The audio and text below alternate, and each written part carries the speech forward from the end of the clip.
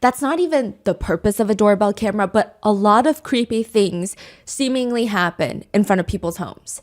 But there is this one other type of camera. The idea of this camera even just freaks people out, including myself. It is a wildlife camera. In concept, in theory, it's very exciting. You set it up in the woods, typically on a large, isolated, hopefully you have the rights to this private property. And the goal being is you spot a ton of wildlife. Like you'll see the deers passing by, you'll see the bears. That's where you get the videos of the bears in the middle of nowhere trying to sleep on a hammock. And then they're like flopping around. The camera is designed to do that. Yes, where you just get to study the wildlife. Some people will use it for hunting purposes to track the activity of specific animals, but that's another story. Now, there are animals that will come and stare at the camera while they go through your vegetable garden, and they'll just pull out carrots. There's clips of beavers just gnawing on carrots in front of the camera, looking directly into your soul. But the wildlife cameras, they do have a strange habit of picking up things that don't even look like animals. Sometimes they don't even look like humans. A lot of people say they're just weird shadows. Or one wildlife camera owner even reports seeing this weird creature holding a dead coyote by the throat. Or some will report checking the wildlife camera and just seeing hundreds of glowing orbs staring at them. They're like, it felt like eyes. But September of 2021, one of the creepiest clips from a wildlife camera starts going viral. It is a motion-activated game camera in the middle of the woods, and this gets alerted of motion and starts recording at 6 a.m.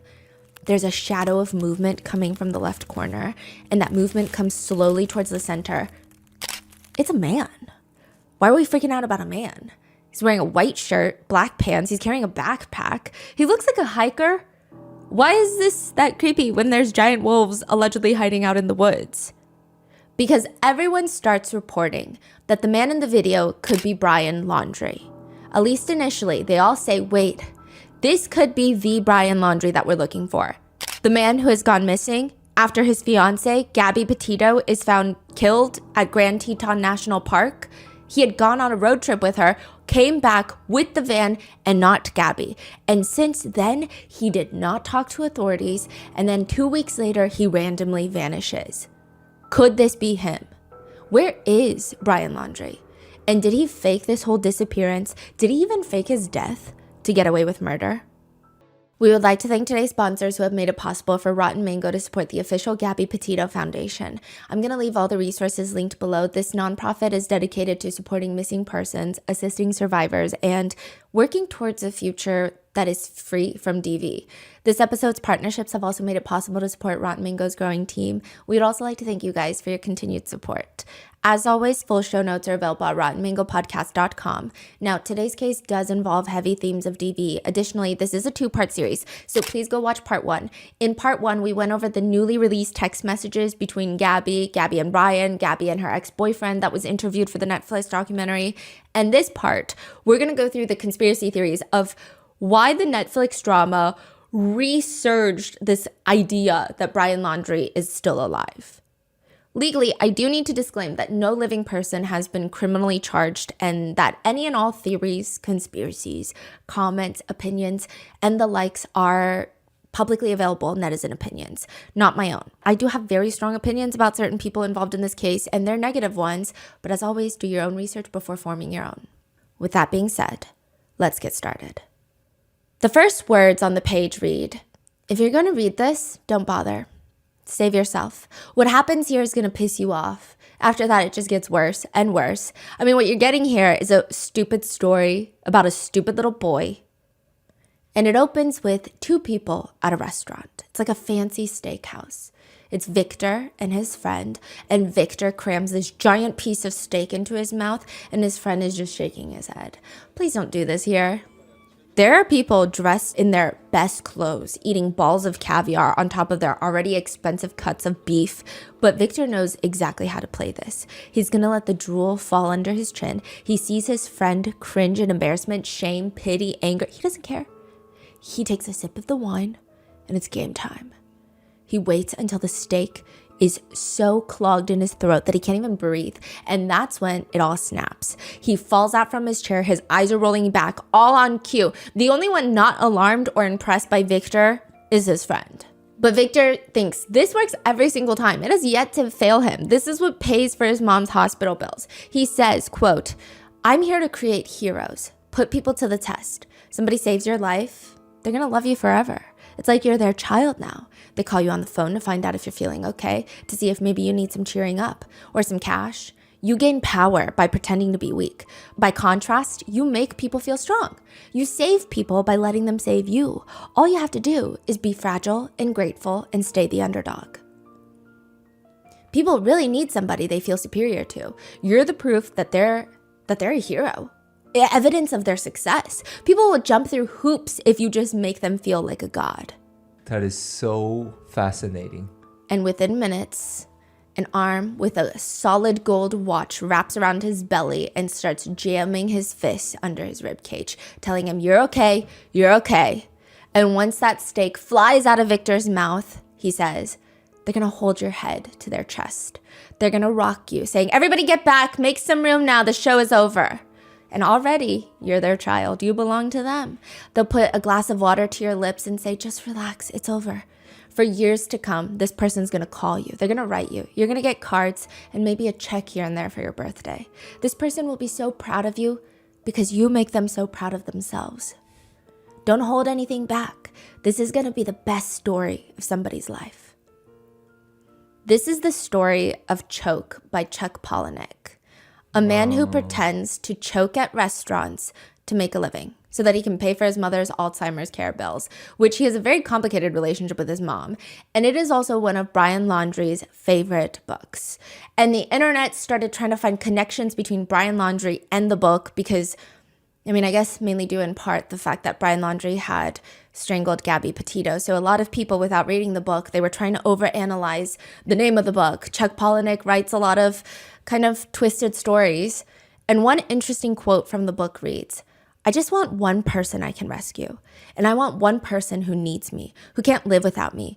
I want to be a hero, but not just one time.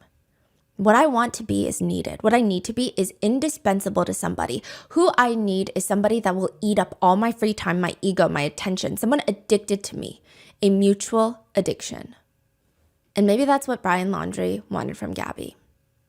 Brian is obsessed with Chuck Palahniuk. He writes, and I'm not saying this as like, oh, what is Chuck Palahniuk doing? That's wrong. I don't know his like personal affiliations or his like political views or anything like that. But just if you judge just his artwork, there's nothing particularly alarming. It is gruesome. There's lots of trigger warnings for each one of his books. And Chuck Palahniuk writes thriller books. They're more horror, I would say. He did Fight Club. That's how most people know Chuck Palahniuk, but he's got some like crazy other stories. But Fight Club is what he's mainly known for. Brian writes on his Instagram, though, "Reading is different from any other consumption of media. It takes more effort than staring at a screen half alive. It allows you to use your brain rather than melt it. And there is no author more stimulating to me than Chuck Palahniuk." Some quotes that he liked include from Fight Club, "Only after disaster can we be resurrected. It's only after you've lost everything that you're free to do anything. Nothing is static. Everything is evolving. Everything is falling apart." Where do we get these from? His Instagram. He'll repeat the quotes. He'll caption his artwork with these quotes. He loves drawing characters from Chuck Palahniuk's books. And really, everything is falling apart now.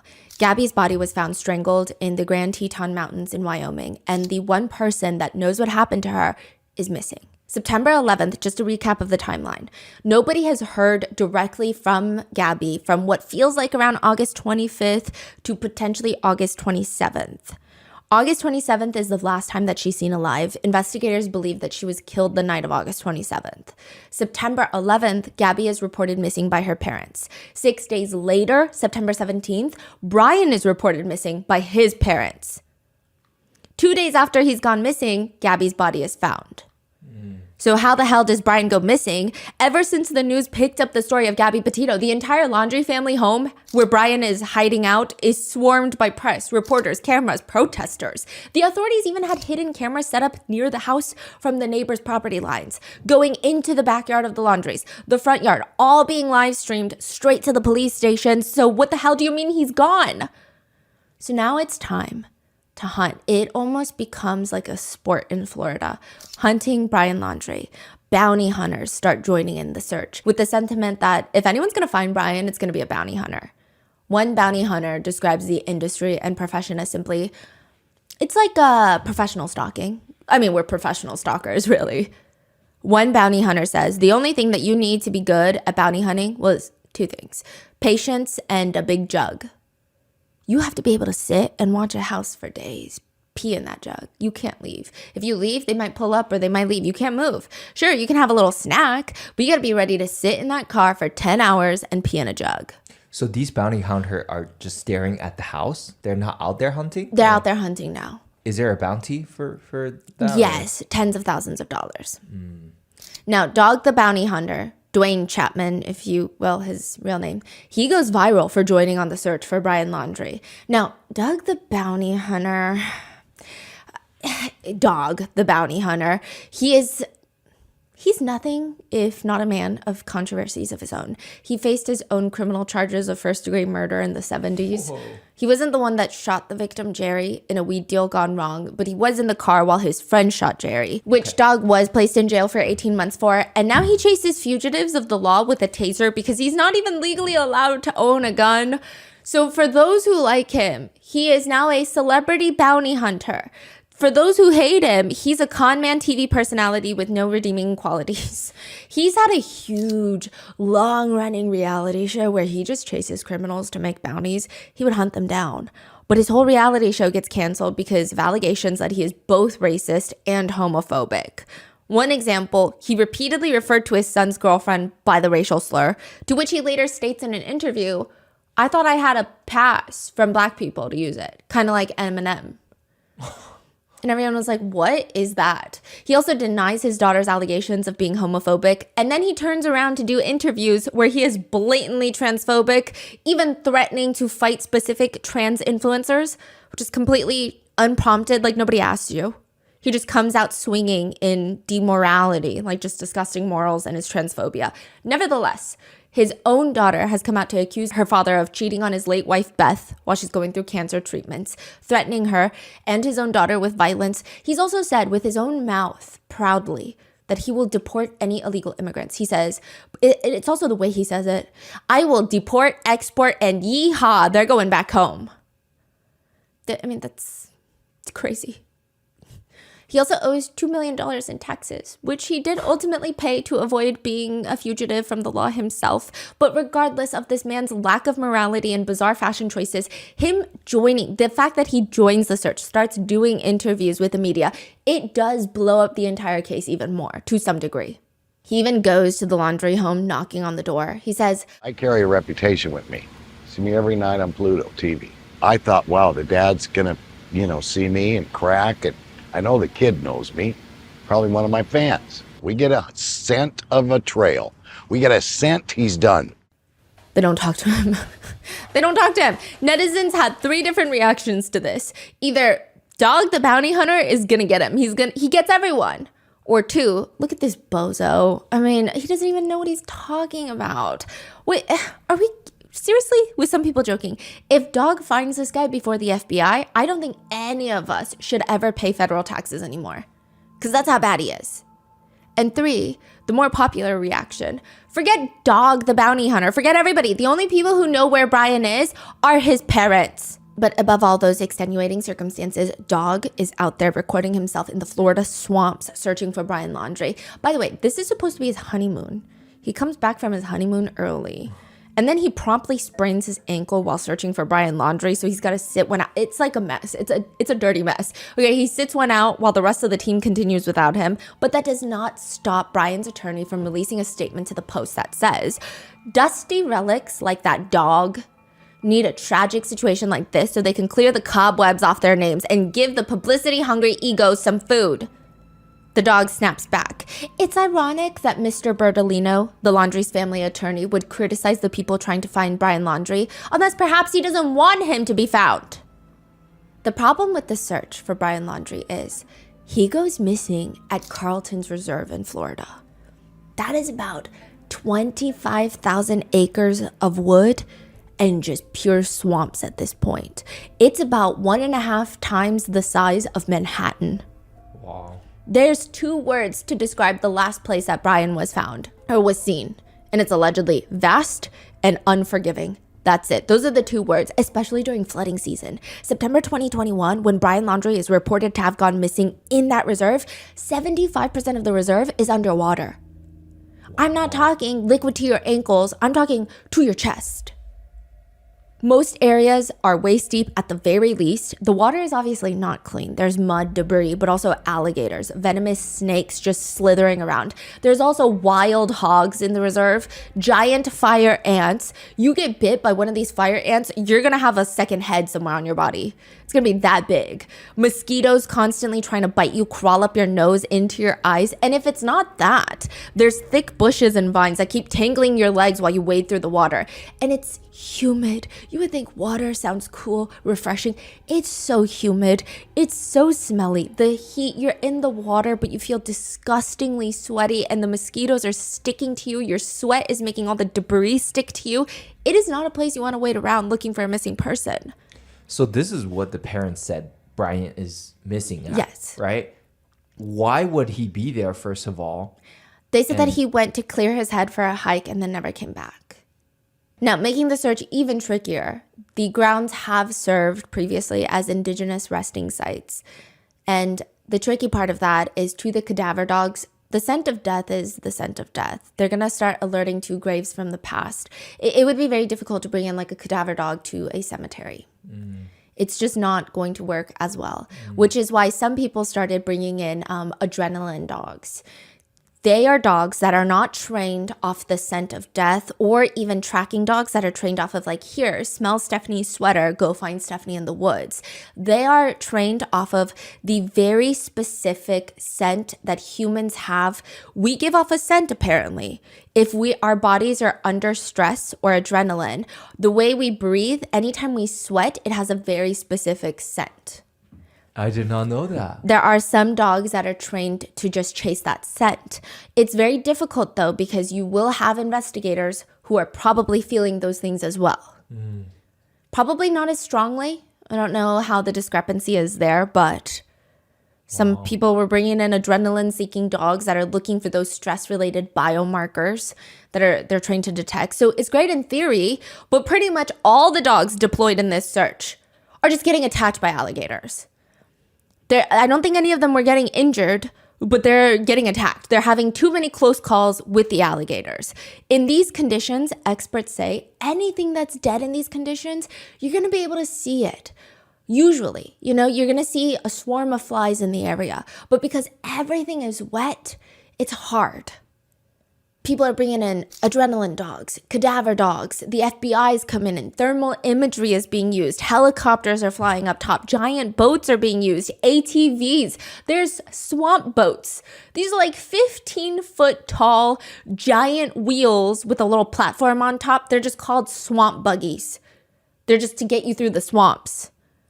They're searching 40 square miles, and it's reportedly costing $1.5 million of taxpayer money, close to about, reportedly, $200,000 a day searching for Brian Laundrie in what feels like an endless abyss of swamps, wading through water, trying not to run into alligators.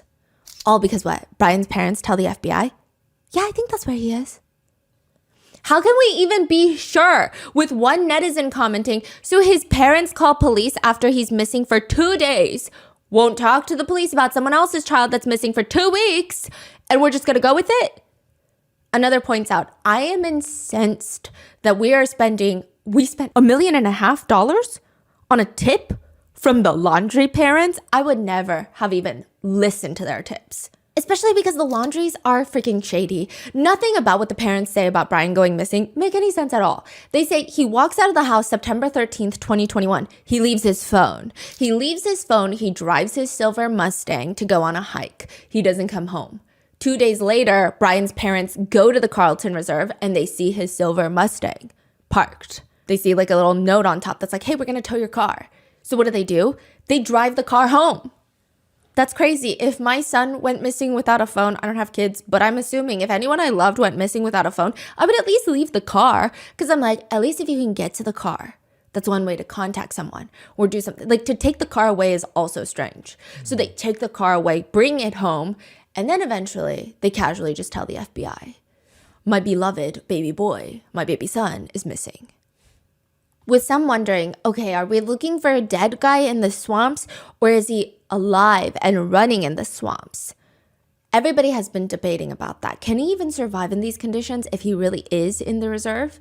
Brian likes to think of himself as a little survivalist, but the Carlton Reserve is not optimal for survival in any way. Firstly, the flooding, which great, you're thinking so much water, right? But if you drink that water without disinfecting it within hours, you're going to be crawled up feeling weaker than a kitten, having both ends just projectile squirting all sorts of liquids. And because you're so frail, you can't even move. And then the sun is going to set, the mosquitoes come out, and they're going to eat you alive. They're going to tear through your flesh. And what about the alligators? What are they going to do? Some people say it's not even the alligators. The real problem are honestly the venomous snakes and the wild pigs. Wild pigs are particularly very aggressive, and they're enthusiastic scavengers. There's also black bears, panthers, and if you're not fighting an actual animal, there's flesh-eating bacteria that thrive in these types of flooded waters. With one wilderness expert stating, there's no surviving out here. It's totally underwater. I don't know how to say, I don't see anybody can make it out here for 10 days, 5 days. There's no water supply, no fresh springs. There's no stores available unless you go 12 miles either direction. Just no possible way. The mosquitoes will carry you off the first night. Many netizens think, yeah, that's why he's not there. Writing, so the cops are just looking in the area that was suggested to them by his parents? It sounds like a misdirection. One former U.S. Marshal says, I personally think that he could be anywhere right now. It doesn't matter. Mexico, he could be boats sitting off the coast of Cuba. It doesn't matter. He's going to mess up. He's going to make a mistake. I would run as fast and as far as I could too if I were him. So how did they have so many cameras and people around his house and let him get away like that? Or even just leave the house without tracking him? I thought everyone's like hunting him. This is the most infuriating part. Obviously, protesters take time away.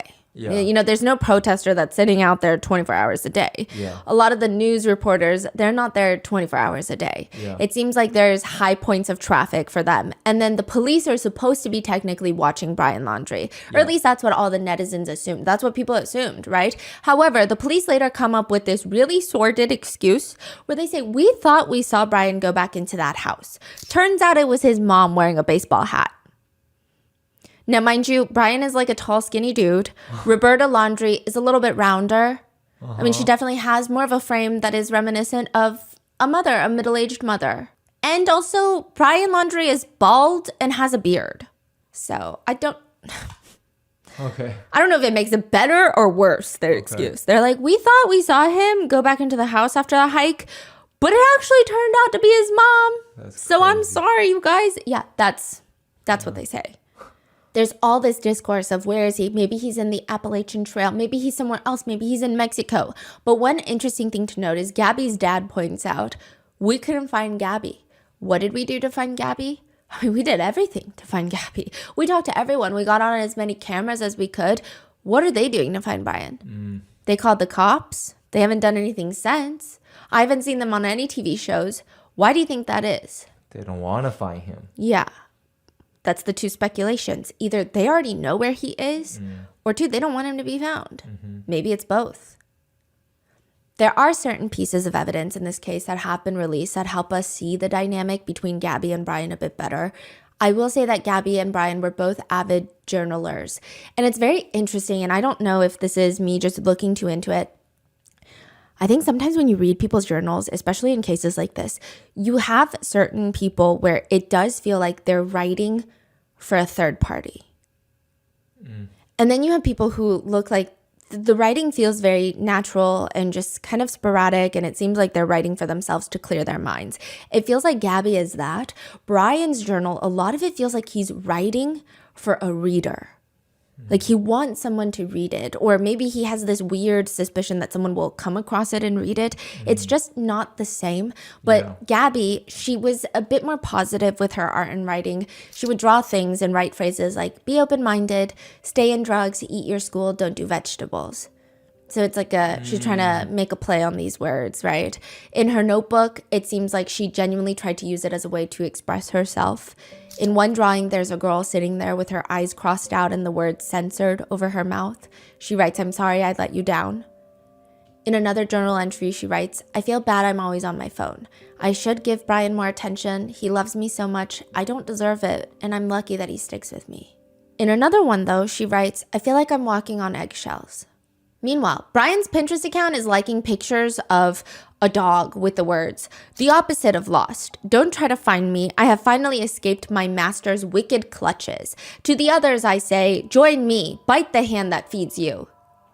Or he's liking Chuck Palahniuk's Fight Club quotes. It just seems like Gabby is putting in work for the relationship. She's trying to work on herself, and he's just trying to be like a Pinterest boy. In a letter released by the FBI from Gabby to Brian, it reads, "Brian, you know how much I love you, and I'm writing this with love. Just please stop crying and calling me names because we're a team and I'm here with you. I'm always going to have your back. Sorry I got upset over a dumb piece of paper, but I just wanted to do that with you. Yes, I can be a child sometimes, I know, but it's because you give me this energy and I love you too much. Like so much it hurts. So your pain is killing me. I'm not trying to be negative, but I'm frustrated that there's nothing more that I can do." It seems like she's trying to help him. Another letter to him reads, "To Batman, we can work in the van together and they are our dreams now. So I hope you understand when I'm upset, it's because you make me love you too much. Now stop crying and come home and say you love me with a big hug." Meanwhile, Brian is busy ranting about his home life. One journal entry reads, "No one's doing anything but eating in silence and hiding from each other. I can't stay because if we decide to stay, nothing will change. No weight will be lifted. I have no options because I'm a ghost, a shell. I never had a home or a family." In another, he rants, "A house and a home are not the same. Some people never have a home. Moving from place to place. Home is where the heart is. What about under a bridge or a drainage tunnel? Human reminds me of those hermit crabs who put their crap on their head, or just hermit crabs in general. Exoskeleton in a shell. Vulnerable without them. Anything can kill a hermit crab without its shell." It seems like Brian has a very troubled home life. But that's very interesting because Roberta Laundrie, Brian's mom, seems like she's very clear on how she feels about her son, Brian.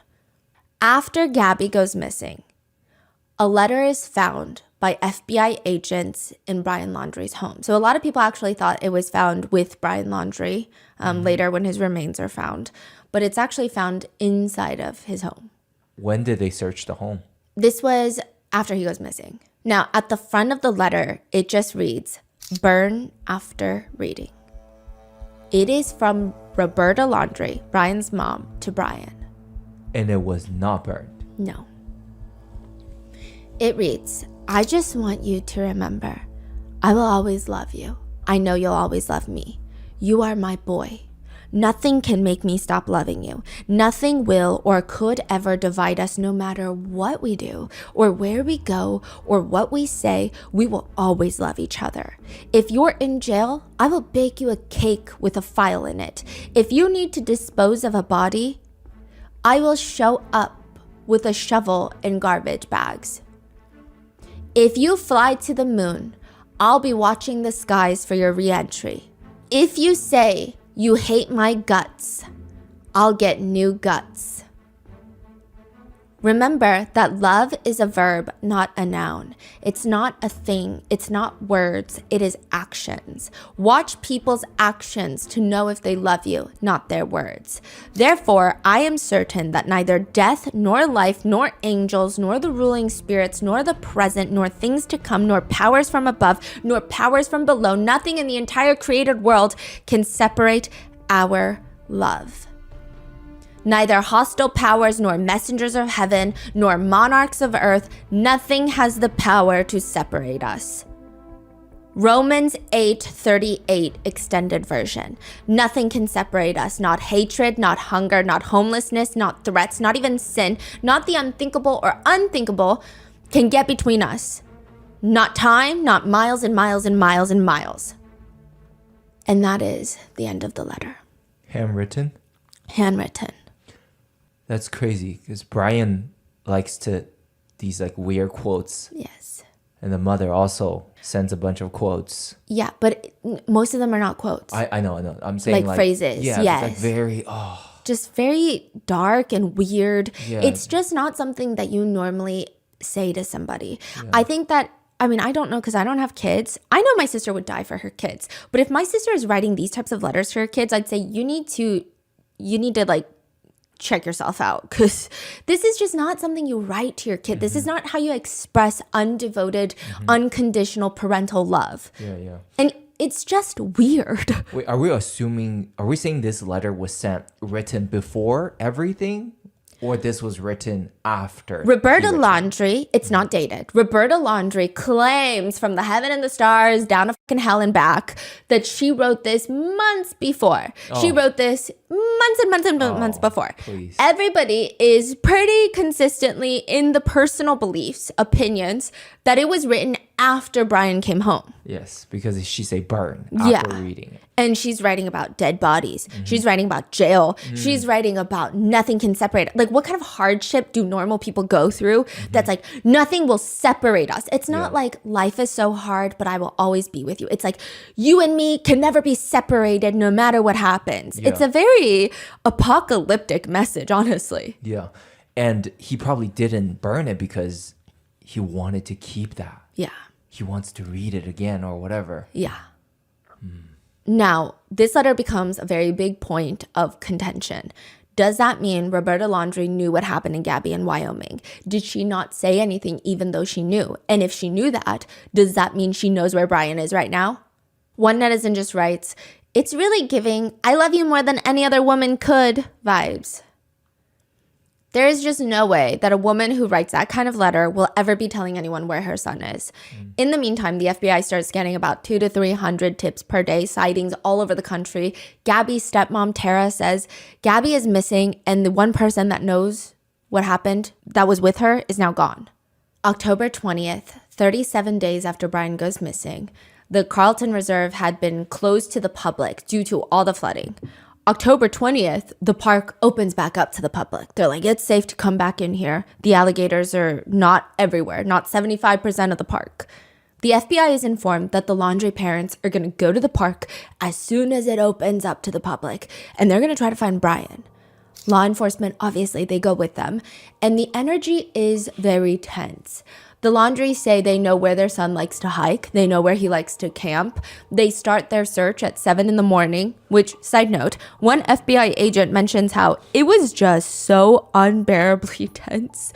I mean, the Laundries did not emote. About an hour into the search, Chris Laundrie just finds a waterproof bag that belongs to Brian. Just within like 20 minutes of the search. What? Soon after, they find Brian Laundrie's remains. Within an hour and 20 minutes of the Laundries starting the search, they find Brian.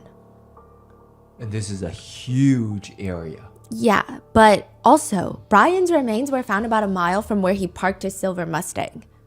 The agents present said his belongings were still there, his clothes were still there, his shoes were still there, but he had completely decomposed all the way down to the bones. At the main scene, they find many of Brian's skeletal remains, including his pelvis, multiple ribs, multiple skull fragments.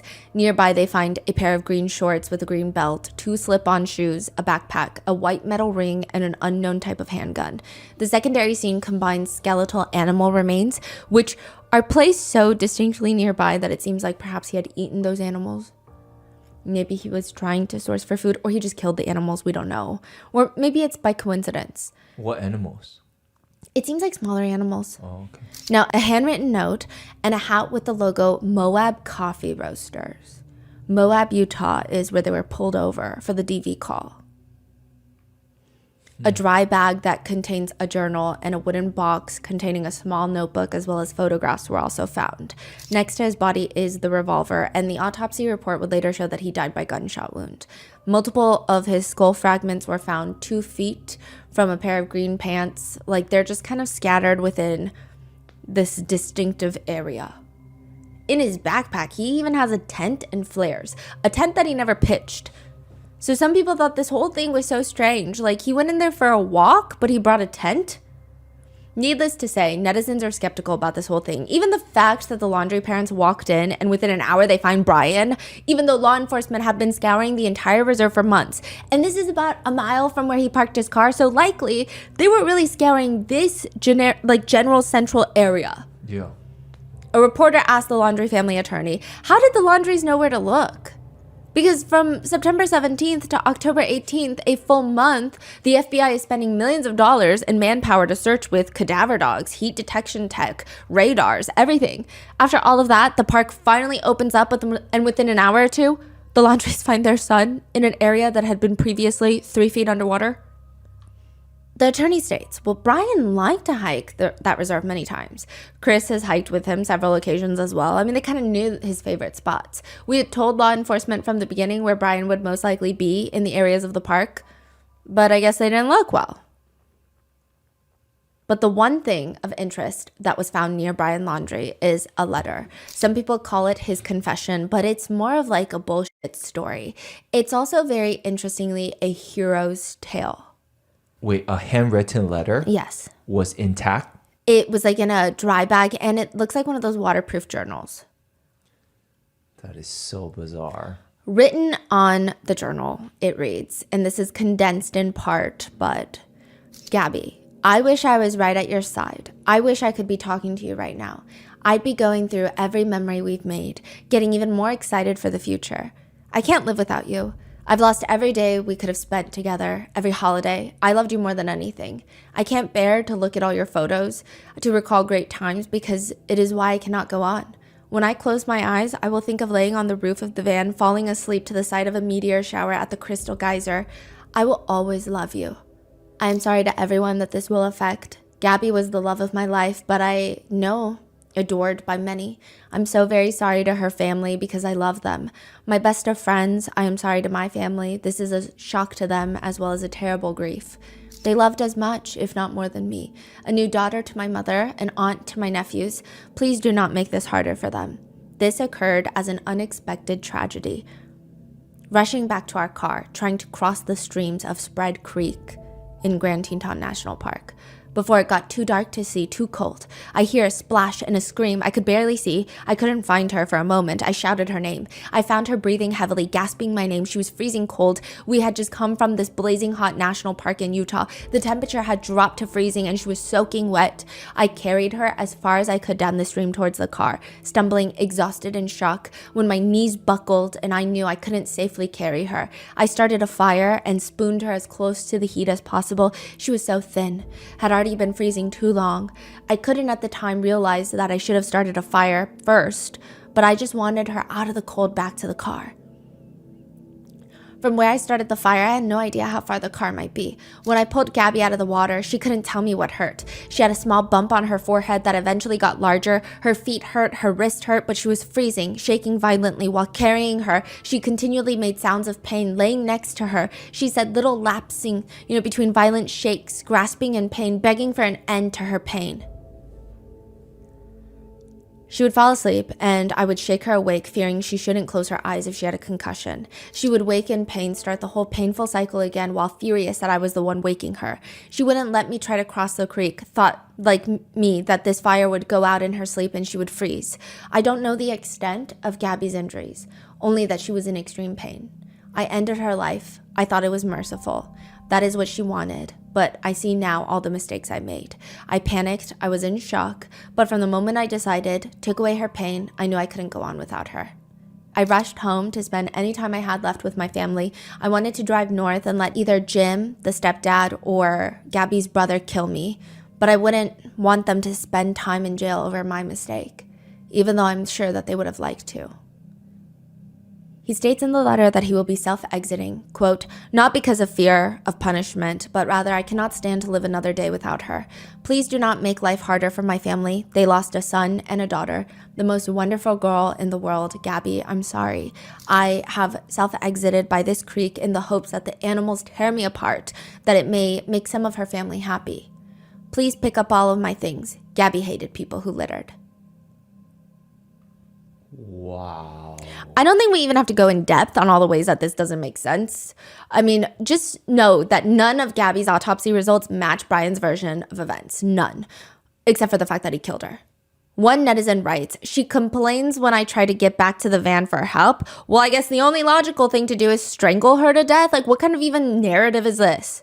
One netizen points out that fellow van lifers, hikers, and visitors have always had cell service in that area that she was found. He could have easily called someone for help. Some were angry with his last line. Please pick up all my things. Gabby hated people who litter. What a fucking smack in the face to Gabby's family. This piece of shit is so beyond psychotic.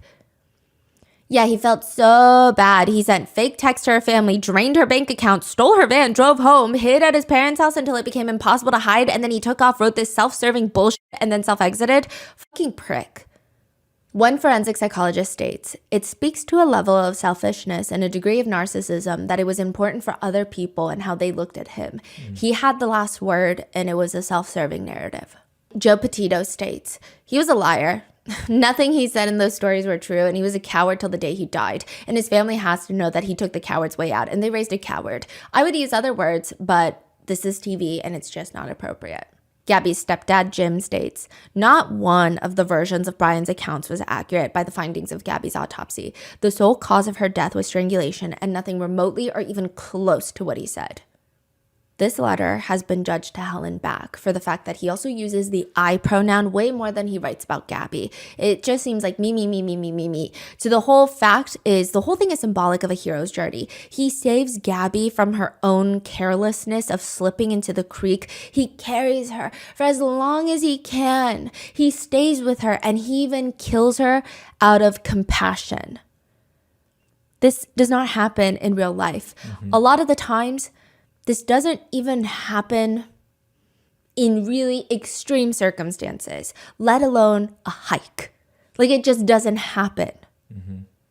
Especially when you know that in a previous journal entry, he wrote the words, even killers and R-worders and child R-worders are kept alive, not to torture them, but because death is a harsh punishment. But you're just like, I had to kill her because she was in pain. Now that Brian is no longer around to answer for his crimes, a lot of netizens feel, and I think justified, anger towards Brian's parents. It is many people's beliefs that Roberta and Chris Laundrie knew what Brian was doing. They knew where he was going to be. They knew they wasted taxpayers' time and money and gave the Petito family hope for justice when they knew what he had done. He had self-exited. Roberta has been called into question a lot in this case because she's just obsessed with her son. Roberta states, even after knowing what's happened, he's a very sweet boy, kind, considerate, loving. He loved his nephews. He loved his sister. He loved us. He had a lot of friends that he was really friendly with. He's a good boy, hard worker, and I could go on and on. He was wonderful. That is insane. In one deposition, she is straight up asked, were you jealous of Gabby's relationship with Brian? No. Do you recall an incident in which you threw a pie or like a cake away? I didn't remember it until you mentioned it yesterday. So she's in the deposition, and I didn't throw the pie away. It was a silly, and my feelings got hurt over a comment on the pie, and I did apologize to Gabrielle because I think my feelings were hurt and I was sulky, but I thought it was all forgotten and we were fine after that. But I was a little sulky that night, and the next day everything was fine. I'd forgotten about it until it came up yesterday, but I really thought nothing of it, and I thought she thought nothing of it too. Well, what was the comment that was upsetting to you? I don't remember if it was much of a comment so much. It was, I had made dinner and I had made this pie and I was excited about my pie and to present it on the table. My mother was visiting and I think I was just exhausted from all the people in the house. When I put the pie down, I think there was a comment. I think there was just a little ruckus at the table where it's so silly, but nobody made a nice comment. I guess it was a lack of comment. Nobody said, oh, nice pie. And I know that's so silly and I regret it, but I got annoyed, and I don't know why I got annoyed at kind of everybody and a little bit at Gabrielle, and it was silly and I felt bad. I don't even remember it. I vaguely remember it. I just remember it was a pie and I was embarrassed, but I didn't throw out the pie. We ate the pie, but I don't know. I just behaved not so nicely, and I apologized to Gabrielle, and she was very nice about it, and we were fine after that. Because nobody said that was a nice pie when she brought out the pie. Yeah. She would say things like, I wish my kids would stay little, but things were changing. He's growing up. He's taking a trip I wasn't thrilled about, and it was just difficult. In the deposition, she is asked, you would love your son no matter what, including murder? Roberta responds, well, I didn't say including murder, but I would always love my boy, no matter what. Nothing, including murder, would make you stop loving him, correct? Oh, I would always love him. A lot of netizens think that this sets the tone for Brian, where he might feel like, hey, maybe it's not just my mom. Maybe every single woman and romantic partner or anyone in my life really should give me their unconditional, undying love, no matter what I do. Which I get it. Most parents would argue that they love their kids unconditionally, but to say it and to make them feel it is kind of weird. To some degree, I do think all love is conditional. I just can't imagine if someone I loved killed another person because of narcissism, jealousy, and DV and just like violent rage. I think that love would shift very drastically. I mean, maybe it's because I don't have kids, but I would even go as far to say, I just don't think that I could love that person anymore. I might feel responsible for them, but how do you love them still? To Roberta Laundrie, it looks like Brian can never do any wrong. But nobody can be convicted just for being unlikable and disgusting. In order for the Laundrie parents to be charged with anything, it would have to be proven that they knew Brian Laundrie killed Gabby Petito and that they took deliberate actions to assist him in evading law enforcement. That's pretty much the letter of the law. According to Roberta Laundrie's deposition, the week that Brian comes home mysteriously with the van but without Gabby, and the Laundries coincidentally pay a $25,000 retainer for an attorney, they also, that same week, take him to get a new phone. She is asked, why did he need a new phone? He didn't say. Later, she's asked about if she still has text messages between her and Brian, and she says, no, because when he bought a new phone, I answered his new number, and it automatically erased all the old texts. I've never seen that happen in my life. Wait, what exactly she said happened? I've had multiple new phone numbers, Yeah. okay? She said he got a new phone. She started texting that new number, and it erased all the old text messages. It doesn't even make sense. Oh. She's saying that I was texting my son's old number, Yeah. and now I'm texting my son's new number, so all the old text messages are gone. It's just a new text thread. Yeah, it's just a new number. It's a new person Yeah. to your phone. Yeah. Yeah, that's dumb. It's very dumb. But wouldn't you be able to dig that up too? Yes, but this is a deposition in a civil trial between the Petito family and the Laundrie family. I think there's only so much that can be entered into discovery without getting a criminal case involved. Yeah, I see. So she says, no, because when I bought a new phone, I answered his new number and it automatically erased all the old texts. I didn't know it was going to do that. I didn't realize. Did you try to recover those old text messages? No, I didn't even know that you could or how to go about that. Even later, when she is asked about the series of phone calls Brian made to his parents soon after Gabby Petito was likely dead, and soon afterwards, the Laundrie parents called the attorney and put down a $25,000 retainer, Roberta states she has no recollection of those calls, but it was probably just them catching up. But when she gets repeatedly confronted with the fact that you immediately called Stephen Bertolino, your family attorney, right after, she said, no, I thought I called Brian. I don't know. Not even a moment later, she says, well, Chris, my husband, Brian's dad, told me Brian said Gabby was gone. And he told me that Brian wanted him to call a lawyer. I think that's when Chris was telling me what Brian said. Gabby's gone and please call a lawyer. Okay, so if Gabby's gone, please call a lawyer. Doesn't that say to you that she's dead? I don't know what to think. I don't remember if it crossed my mind or if I was just so nervous. I just thought he was in some kind of trouble. I don't know. What other possible explanation could there be for she's gone, please call an attorney? A lot of things ran through my head. Possibly they got in a fight and, maybe she's going to press charges against him or something. I don't know. Did you ask? Well, I didn't call Brian back after that. I don't know if we talked again that day. Your son's upset. Your husband he says Gabby is gone, call a lawyer. You call a lawyer and you never call your son back immediately to say, what's going on? What's happening? There is another 22-minute phone call, which she is asked about from her phone at around 11 p.m. that night with Brian. She says, yeah, I remember it was before I was going to bed. I think Chris was already asleep. And I remember he said he was driving home. Your husband was already asleep at that point after getting a phone call from your son that Gabby is gone. He's frantic. And you call a lawyer? Was that all the same day? It was a long weekend. We've been away. We'd been at the beach with the kids in the race and Chris falls asleep early.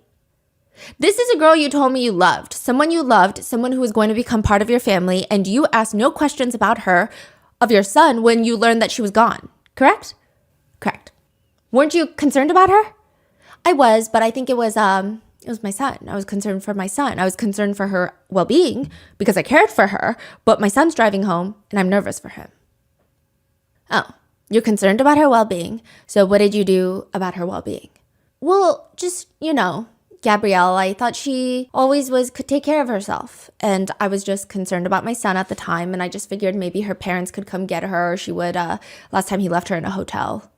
It's pointed out that while Roberta has Gabby's number, she never reached out once, even though she was concerned for her well-being. She could have just sent her a text message. She states, because I was just concerned about my son. And I don't know. Later, she's asked about what they spoke about when Brian gets home to Florida after this phone call of Gabby's gone, call an attorney, I'm going to start driving back to Florida. And she says, I think by that time, my attorney advised me just not to talk to him about anything. So I just gave him something to eat and we didn't talk about anything. Did you have that natural instinct with Brian to want to speak with your child since he's hurting? Well, not to talk to him and pump him for questions, but certainly to love him and feed him and hug him and, give him lots of love and keep him safe and close. Everything about the Laundrie's response so far, their behavior, I don't think that it's great. Protesters are outside of private homes, harassing citizens, but I don't think it's unwarranted. I see why it happens, right? I don't know if we can sit here and judge the ethics of it, because then we can just go down a rabbit hole, because what if it happened to somebody else who actually is not a bad person? We don't know, right? But in this situation, I can't say I would go to Florida and be like, protesters, go home, give them some space. It's just crazy. The protesters honestly are very smart with it as well. They start gathering outside, screaming justice needs to be served, bring Gabby home. They also, on a daily basis, they're bringing baskets of dirty laundry, because the Laundrie family, leaving it out on their lawn. And in the deposition, Roberta basically complains that the reason that she might not have responded to the way that people wanted her to respond was because, quote, there were people outside our doors, banging on our windows, sending us death threats. People were screaming very horrible things at us. It was a very scary time. We couldn't leave the house. It was frightening. Christopher Laundrie states in his deposition, there were people battering my house down. Everything was very difficult as far as, people, it was a very fearful time.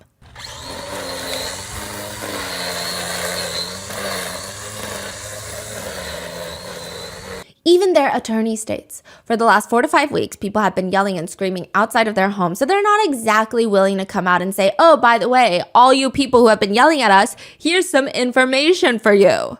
One consistent feeling that a lot of netizens have is the Laundrie family have just never been able to read the room. They are constantly complaining about how hard their lives are, which is why eventually the Petito family will sue them for intentional infliction of emotional distress. Now, side note, even the Laundrie's family attorney is listed in this lawsuit. His name is Stephen Bertolino. He is not only their attorney that repped them and Brian for this case, he's a longtime neighbor and business partner to some degree. They would invest in real estate properties together. They're all quite friendly. They've known each other for over a decade. And Bertolino is, in my opinion, the lawyer that walks in with that baggy suit. But he's just got such a stinky attitude where you're like, I don't think that we should be yelling at the judge right now. Maybe we could yell at other people, but don't yell at the judge or the jury, because that's just dumb. He's just yelling and angry all the time. He just looks sour. Bertolino just never stops yapping. And these are my opinions that I'm allowed to have. The Laundries and the Bertolino, they say nothing helpful, but they also can't seem to shut the fuck up.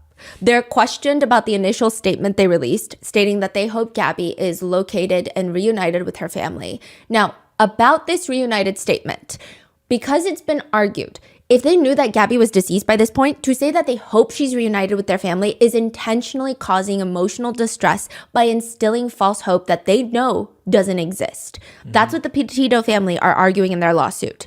Christopher Laundrie, the father, is questioned in the deposition. He's asked, if she was found dead, she couldn't be reunited with her family, could she? Reunited is a term for either or, I think. Either or what? Well, deceased or not. But it doesn't say remains, does it?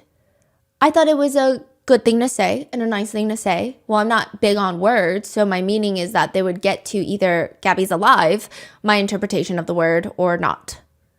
And it's not just the fact that they are so useless in the investigation, it's also the way that they talk.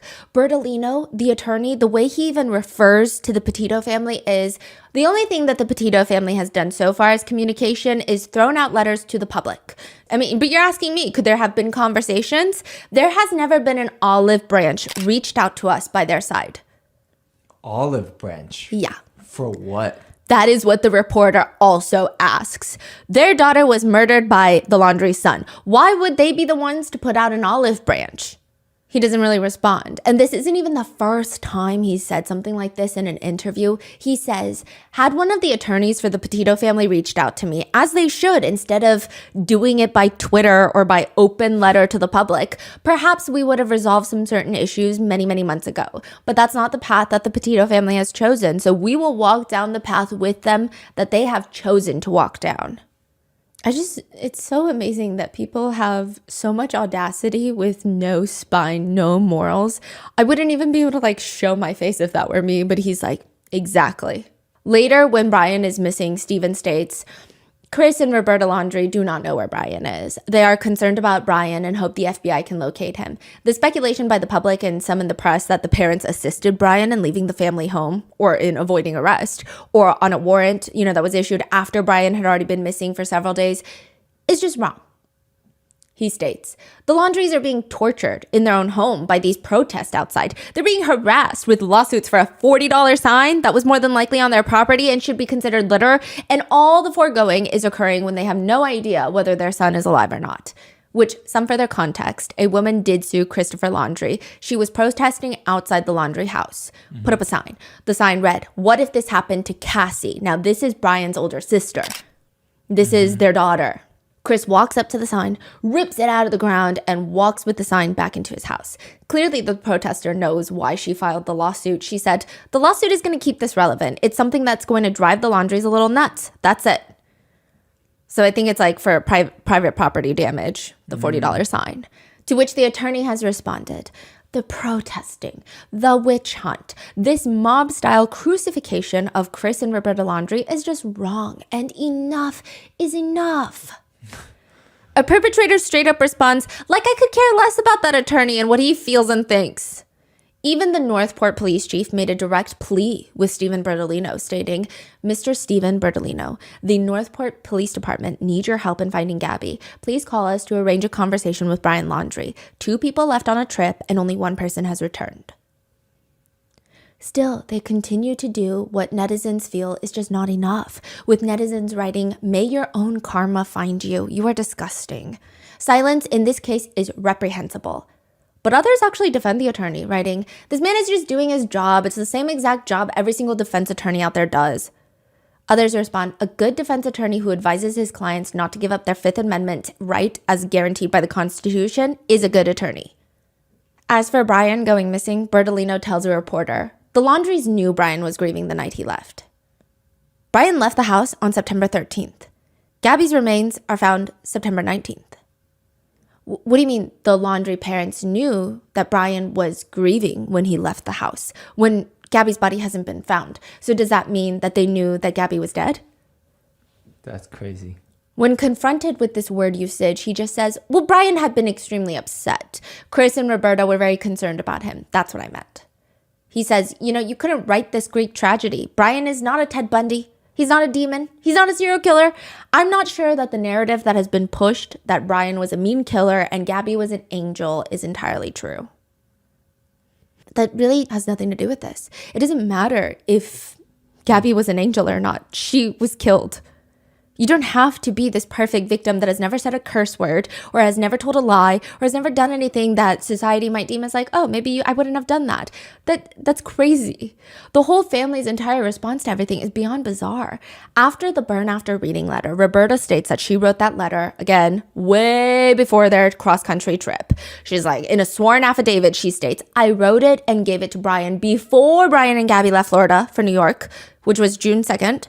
The purpose of the letter was to reach out to Brian while He and I were experiencing a difficult period in our relationship. Brian and I shared a love of stories, and some of the language in the letter was using similar phrases to describe the depth of a mother's love. I had hoped this letter would just remind him of how much I loved him. She also says, because people are like, then why'd you say burn after reading? That's suspicious. She said, well, okay, it's actually Gabby's fault. Gabby bought this book on Amazon. It's like burn after writing. You know those journals where you do the things on the pages? It's like smash an orange onto this page and it says burn after using or burn after reading or writing. It's like one of those journals. She said it was a play on that. I mean, nobody believes that. I mean, clearly they have a very strange relationship between Roberta and Brian. Even in one of Brian's favorite books, Choke by Chuck Palahniuk, there is this very interesting quote. Again, could have no correlation, but he writes, I don't know, but until your mom dies, it seems like all the other women in your life can never be more than just your mistress. And it's not like you can divorce your mother or kill her. This is a quote from the book. Yeah, but it's just kind of weird because his relationship with his mom does feel, his mom, indeed, to many netizens, feels like the type of boy mom that feels like she is dating her son, that she's in competition with her son's romantic interests. Now, due to the lawsuit filed by Gabby's family, the Laundrie parents both have to sit in these depositions. They just say some of the most insane stuff in the depositions that, yes, legally, I'm sure very hard to argue, but morally and just on a human scale, it is hard to believe that someone is this dense. Even when confronted with the fact that everyone in the world, it feels like, is searching for Gabby, why did Roberta feel hope that Gabby was alive? She said, I just had hope. I've heard stories where people are looking for their daughter and they find her much later. And so I just never wanted to give up hope. In another part of the deposition, Roberta Laundrie is confronted with a statement that their attorney, Bertolino, put out that said, the news about Gabby Petito is heartbreaking. The Laundrie family prays for Gabby and her family. This was released after Gabby's body is found, which she is asked, how is the news heartbreaking to you guys? Oh, it was heartbreaking in so many ways. Just to know that Gabrielle was gone. And it was just heartbreaking. So it wasn't heartbreaking before that? Well, I didn't know she was gone until it was on the news. And then that's when it was, very heartbreaking. Which, side note, did you hear what she just said earlier? It was heartbreaking in so many ways just to know that Gabrielle was gone. This whole deposition, she's like, I didn't know gone means dead. I didn't know gone means dead. Yeah. I wasn't thinking gone is dead. I was just thinking, I don't know. I don't know what I was thinking. She's confronted. Well, the words your husband told you on August 29th is that she was gone. Right. That was concerning, but heartbreaking. Our hearts were broken when we found out that Gabrielle was gone, deceased. So when you found out she was gone, did you reach out to her parents? No. Why not? We just kept following our attorney's advice not to speak to anybody. She's also questioned about a random coincidental email that she sends to Brian the day he calls his parents. So Gabby is suspected to have been killed the night of August 27th. They talk August 29th, and they hire that attorney. But also, Roberta sends Brian an email about how to get stains out of T-shirts. When? On the 29th. And she said it was just like an inside joke. She said, okay, so they ask, were you telling Brian how to get a blood stain out of a T-shirt? No. And she further elaborates, it's because Gabby was obsessed with Tide pens. And it was just like a thing. She just wanted to send it because she was thinking about them. It's like they know the whole world knows. Yeah. And we all know what they know. Yeah, it's like a very dumb. Yeah, what? Yeah, anyways. In the deposition, she further elaborates about the burn after reading letter, saying the whole thing, again, is just a joke. She says, even if they're not good jokes, I'm always joking. I would never actually think he would end up in jail. He was such a nice, good boy. I would never imagine it. I would never imagine he would go to the moon. I didn't think he would suddenly become an astronaut and go to astronaut school and go to the moon. It was just being exaggerating and silly. It was a silly letter. Like, no matter what, I love you. I love you, love you, love you. Also, Roberta, you're weird. I don't know what else to say. But at one point, she's trying to explain that things are just jokes and what kind of jokes she finds funny. She said, the burn after reading letter, she's trying to explain, it's only weird now in hindsight. She didn't know any of this was going to happen. She wrote that months and months and months ago. She said, it's like You know, when I went to work in the World Trade Center, they on the top floor had this place where tourists could come and get their picture taken, and it looks like they're leaping off the building. And it was very funny, and you could put like a funny face, and then you would pay $10 for this picture. And you get a picture of you falling off the Trade Center. That was so funny, and everybody had funny faces. I'm saying this was because at the time it was a joke. Later, when people actually did fall off the World Trade Center, it was not so funny. That is a crazy example. Yeah. Wow. Like, I don't even think I would know what to say if I were the Petito family attorney. They're just like, well, this isn't so funny now that we know that your son murdered Gabby, is it? Exactly. Whereas Christopher Laundrie's deposition is incredibly blunt. He gives little to no responses. He seems like he knows nothing about anything. I don't know if that's a legal tactic, or I genuinely think that he gives more of the energy of, you know, those Jimmy Kimmel parts where they go out onto the street and they ask the dad, when's your kid's birthday? Does your kid have any medical illnesses we need to know about? And they have no clue. It kind of is reminiscent of that. He seems like he does get Brian's birthday wrong at one point. So I don't know. Like what? Completely wrong? Or I think he got the year wrong. And then Roberta had to clarify in her deposition the day later. But he just states about those phone calls that he got August 29th. You know, I asked him how he was doing. He was not calm. He got very excited and told me that, you know, Gabby's gone. And he got very frantic. Everything was frantic and quick. So, you know, Gabby's gone. He said very excited? Meaning what? Well, I have no idea what he meant. What? Well, what else did Brian say? Well, that was, you know, it was quick. He said, you know, he was very panicked and he said he didn't know what to do. He said, can you help me? You know, and he might need a lawyer, you know.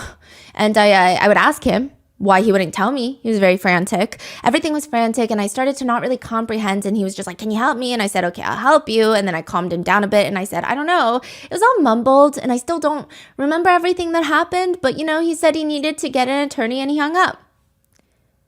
Did you understand Gabby is gone to mean that something happened to Gabby? I understood it that something was wrong. Okay, something was wrong, meaning what? I had no idea. How do you interpret that, right? Someone is gone. Either someone left or someone has passed. But you have to combine it with, I need a lawyer. Oh, That's what I'm saying. Like, he keeps saying, I don't know. Yeah, like, it's like either they left you or they're dead. Yeah, either I thought someone left me or someone is dead. Yes. One is like, oh, they were just left you. So, yeah, okay, fine, move on. The other one's like, oh my goodness, what happened? Yes. So what do you mean? Keep saying, no, I don't know. That's a clear lie. He knows some. So it's like, it's A, she either left the relationship, or B, she's deceased. Yeah. And then from there, when you get the part where he says, I need an attorney, anyone with brain cells that are not actively cannibalizing itself would assume if it's the other, okay, I think it's this now. I think she's dead because you're asking for an attorney. Yeah. Gone is not a vague word. Yeah. Gone is not like this esoteric feeling. Gone really is not really a metaphor even. Yeah. He said, I had no idea. Your son is frantic and he wants you to call a lawyer because Gabby is gone. Did you believe at the time that he murdered her? No. Did you believe that she was dead at the time? Not at all. What? Where did you think gone meant? I didn't even know what to think at the moment, you know, at all. So he also states that when Brian got home from the, quote, fateful trip, he seemed, quote, like a kid who came home, you know, in trouble. That's how he seemed. Well, let's connect the dots. He told you Gabby was gone. He's frantic. He's upset. He's like a kid that came home and he was in trouble. Did that lead you to believe he murdered Gabby? No. No? I don't know what happened. He, like Roberta, claims that since that day forward, he never asked Brian what happened. What he meant by Gabby is gone, he never asked because the lawyer said, you guys don't talk about it. Did you consider how the Petitos might be feeling not knowing where their daughter was? I'm a considerate person, of course I was. It's not a pleasant thing for anybody, I'm sure. The one thing that people really wanted to know in the depositions, which we really don't get answers to, is what the hell the entire Laundrie family were doing, including Brian, going camping after Gabby is missing. So Brian comes home alone to Florida September 1st. 6 days after, September 6th, The whole Laundrie family go camping in Fort DeSoto. This is not the same place that he is missing in. It's about 60 miles away. September 6th to 8th, the whole family is camping. Some people think that this was a test trip to see if he can live off grid, to test him. Others think that they were talking about things that maybe they couldn't talk about in the family home because, I don't know, maybe they're being paranoid. So this is before there were protesters, but maybe they were being paranoid of, there's so many electronic devices. I don't know. Yeah. Or some people think maybe it's one last family trip because they all know what's about to come, and maybe Brian is going to self-exit and they just know that the walls are closing in and he doesn't want to go to jail. Roberta is confronted with this in the deposition, and she is asked, how could you go on vacation knowing that Gabby was gone while the Petito family was looking for her? We just had planned to go. We just wanted to test out our new camper overnight. So this is not Gabby's van, it's a camper. We were just doing our regular thing. I don't know. Bertolino, the attorney, says, I can tell you that the Laundries always go camping, as evidenced by the camper in their driveway on display for all the world to see. Whether or not they went to a particular campsite on a particular day, I cannot tell you, and it's not worth the time, in my opinion. Brian's sister, Cassie, is 10 years older than Brian. She also had protesters and reporters outside her home that she shares with her husband and kids. Now, for a while, she also remained quiet. It wasn't until later that she just came out of nowhere, out of the house, ready to talk to people. She said, I'm losing my parents and my brother and my children's aunt, Gabby, and my future sister-in-law on top of all of this, and you guys are not helping. We're cooperating with the police. We're not supposed to talk to anybody, and you're making my children cry. When was this? When did she start coming out? This is after Gabby is missing and the whole world is like, what is going on? So this is after they're camping. This is after Brian is home. This is after the world finds out that Gabby is missing. But they don't know Gabby has passed yet. No. So this is when she, like, in that window, yes. Okay. So Gabby's body has not been found yet. Okay. Why your parents? Like, what do you mean you're losing your parents? Because they're not talking to us either. Why aren't they talking to you guys? If I knew, I would say, I don't know. Do you think they're involved? Your parents? I don't know. We know nothing. You don't know? You're not. We've been finding everything out with the news like everybody else. She says, this is not what we want to be doing. This is not how we want the world to find out when we're angry and upset. But I can't have my kids be crying for 3 days in a row. My parents' lawyer screwed me over. I'm livid and I'm not talking to him. I'm in the boat where I'm getting ignored by my entire family and thrown under the bus by my family's attorney. So I'm just as mad. Why aren't they talking to you guys? If I knew, I would say. Did Brian kill Gabby? I don't know. When describing Brian and Gabby's relationship, she says, of course, everybody bickers, but nothing like what people are saying, or else we would have done something about it. I don't stand for that. I was in a bad relationship similar to what, saying has happened. I wouldn't let that happen. We're not the evil monsters we're being made out to be. We are unfortunately in the dark as much as everybody else. She says that she was also confused that Brian came home back to Florida without Gabby. She said, my jaw hit the floor. I mean, the first thought in my head was, oh, they must have broken up and he doesn't want to talk about it and I'm going to give him space. And then he went missing. They explained that Brian's parents aren't speaking because they have a lawyer. My parents' lawyer, we don't have a lawyer. We have nothing to hide. We were told not to talk to anybody and I'm upset that we have to come out here and do this. Again, do you think that Brian killed Gab? I don't know. Silence is not guilt. The FBI told us not to talk. The sooner he is found, the sooner this is over for us. I would tell my brother to just come forward and get us out of this horrible mess. To which one netizen comments, the parents picked their murdering son over their daughter and grandchildren. Lovely people. Others comment, I do give her credit for coming out to talk, unlike her parents. But Gabby's parents and most netizens still don't understand why she couldn't do anything to try and get Brian to speak. Gabby's mom says, what does that statement even do? It does nothing. She might have been out of the loop from the beginning. Who knows what the parents kept from family members? But instead of saying that, if these people supposedly loved Gabby, if she's like a sister, if your kids love her so much, why aren't you begging them to talk? Additionally, newly revealed text messages in the Netflix documentary show Roberta Laundrie and Cassie talking about the investigation in a really bizarre tone. They're talking about how the Northport police state to the public that they didn't know that Brian went hiking because they saw Roberta and they thought it was Brian. Remember? Mm-hmm. But Roberta texts Cassie. The Northport police said Brian and I have a, quote, similar build. Boy, Brian would be not happy about that. Sister Cassie says, yeah, everyone's laughing at that remark because not even remotely close. Roberta responds, short, pudgy, and a big bottom, or short, sassy, and pear-shaped. She's describing her own body. But again, does this really, put yourself in the shoes. Your loved one is missing. So bizarre.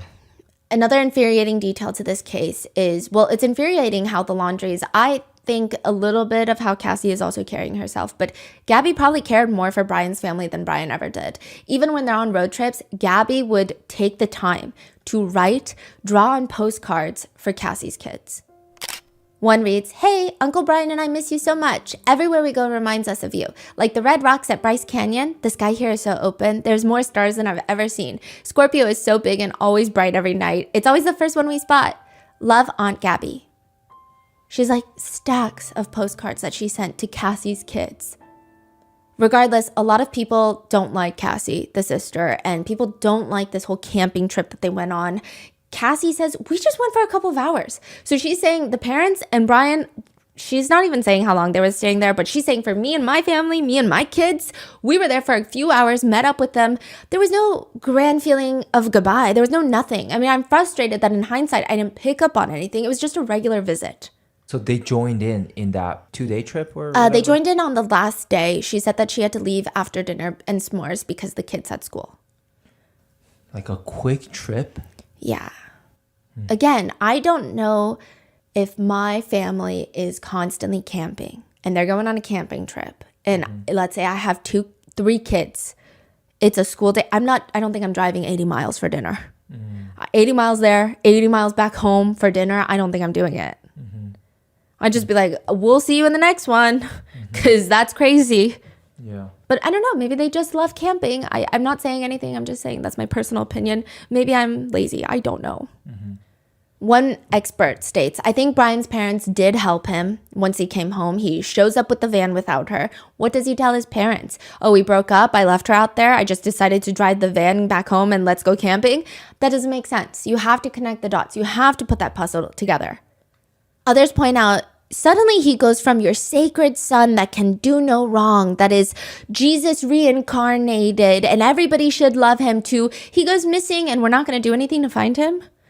That's very strange. But the attorney Bertolino, in defense of the Laundrie, says, when you've got a gaggle of press and screaming public out at your door 24 hours a day, do you think that Brian and Roberta are going to go down to Walmart and start putting up signs, help me find my son?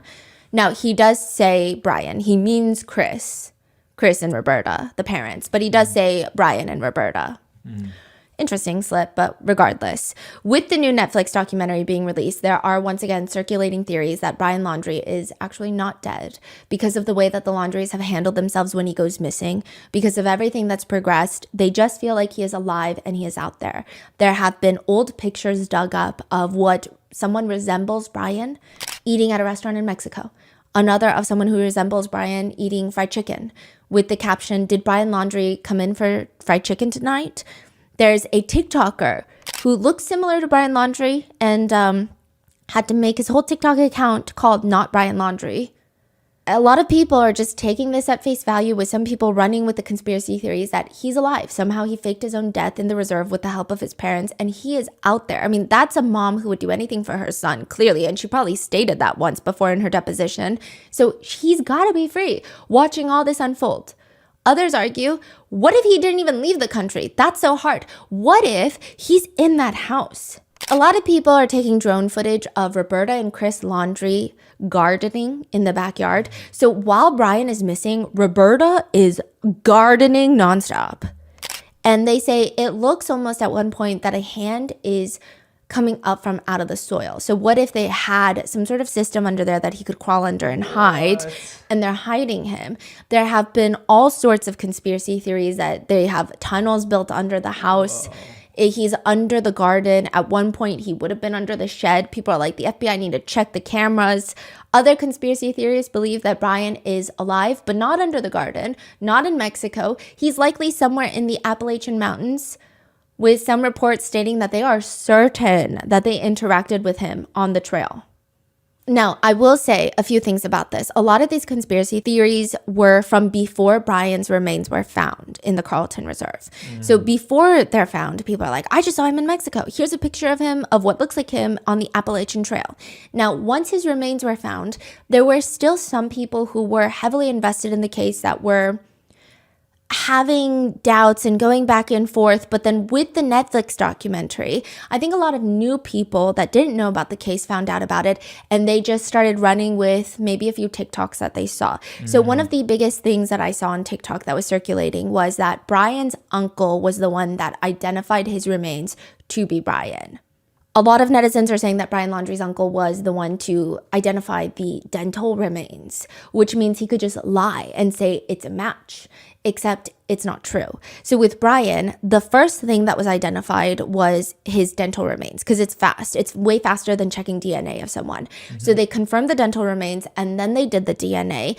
And the medical examiner, the forensic odontologist, the medical examiner's office, nobody that worked on this case is related to Brian Laundrie. So regardless if maybe Brian Laundrie's previous pediatric dentist or any dentist had been his uncle, they were not the ones to verify his remains. Even if they cross-referenced, they did DNA, they did everything. So it would be very hard. Now, if you're saying maybe there's only a few teeth, like maybe, because I saw some people were like, what if he just plucked out his teeth and left them? There were also some rumors on TikTok that not a lot of bones were found and just a few teeth were found.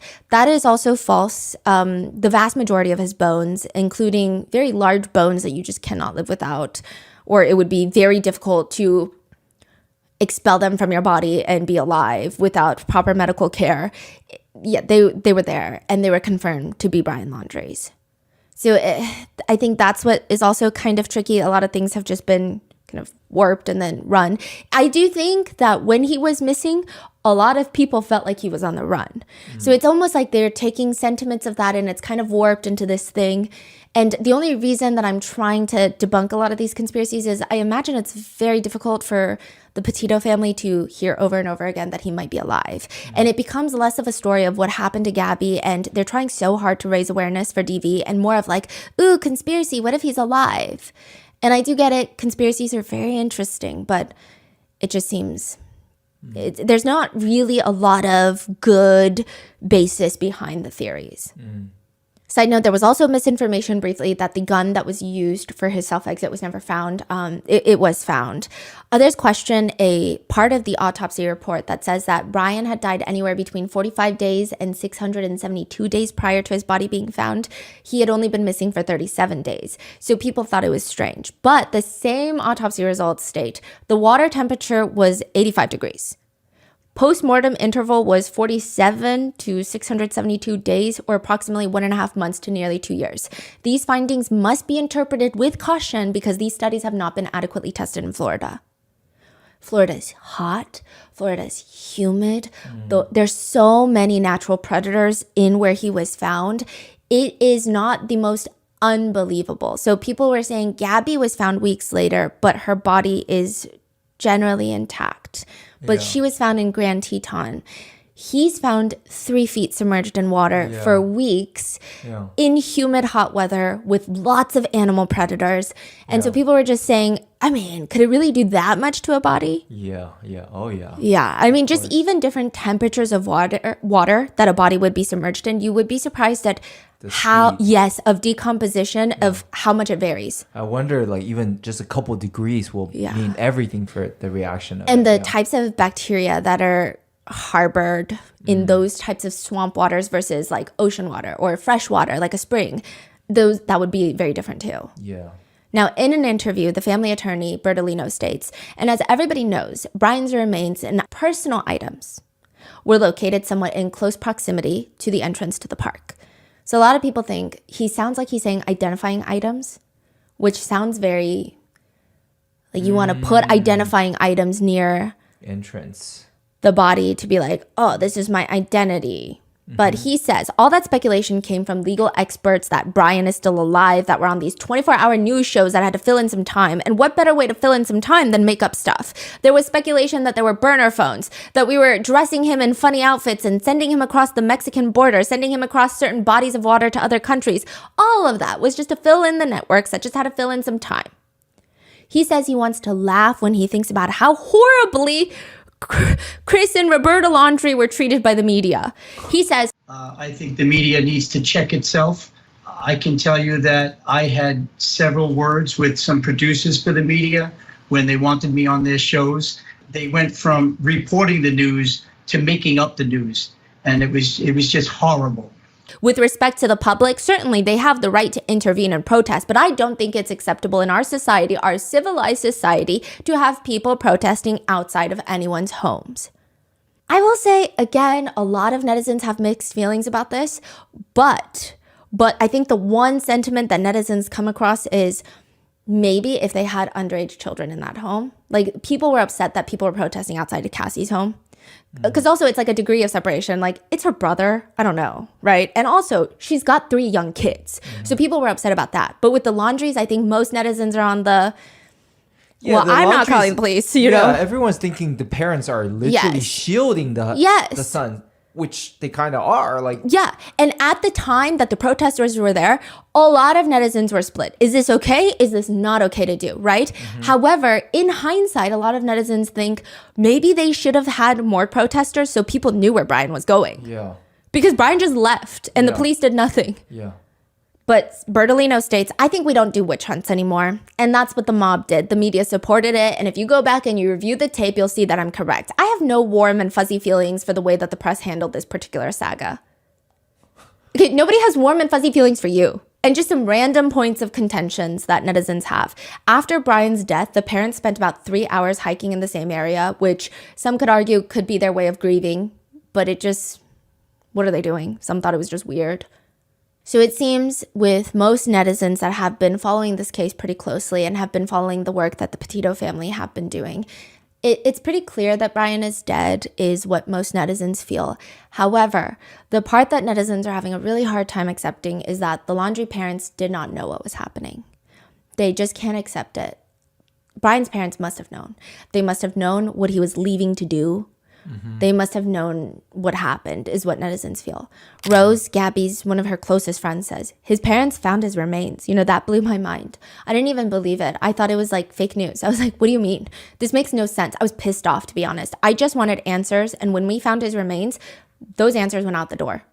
Others have also pointed out that Roberta Laundrie goes dressed in black to find her dead son's body. Nicole, Gabby's mom, says, that whole thing was mind-boggling to me. I don't even understand any of it. I don't understand it. She states, I speak for myself when I say, Brian, I forgive you. I needed to release myself from the chains of anger and bitterness. So she's saying, I forgive you, not because what he did is forgivable, but she just needs to move on so she can help other people. They started a Gabby Petito Foundation where they help other victims of DV. And I can imagine that must be very difficult if you're just consumed with anger all day. And to see these types of cases that are so similar, I don't think that anyone could handle it if they don't release some of that or let it go a little bit. And she says, I refuse to let your despicable act define the rest of my life.